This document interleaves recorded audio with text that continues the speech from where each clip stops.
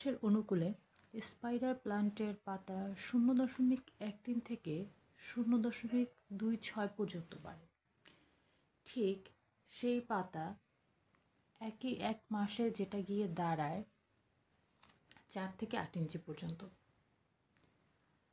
বিষয়টা হলো এই যে পাতাটা 0.13 ইঞ্চি থেকে 0.16 গিয়ে দাঁড়ায়, এই ছোট পরিবর্তনটা না আমাদের চোখে পড়ে না, কিন্তু মাস শেষে এটা গিয়ে যে 4 থেকে 8 ইঞ্চি বড় হলো, সেটা কিন্তু আমাদের সবারই নজরে পড়ে।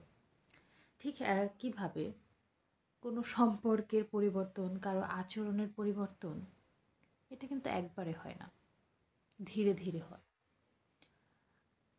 আমরা কোনো পরিবর্তনটা না একবারে দেখতে পাই না।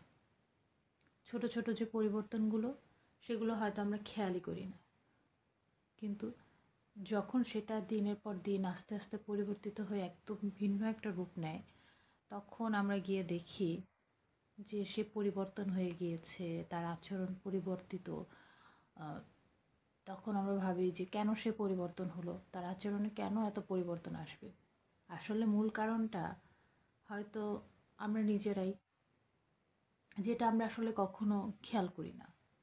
যেমন ধরুন ওই যে স্পাইডার প্ল্যান্টের বিষয়, যদি আপনি তাকে ঠিকমতো পরিচর্যা করেন, তাহলে তার গ্রোথটা ঠিকমতো হবে।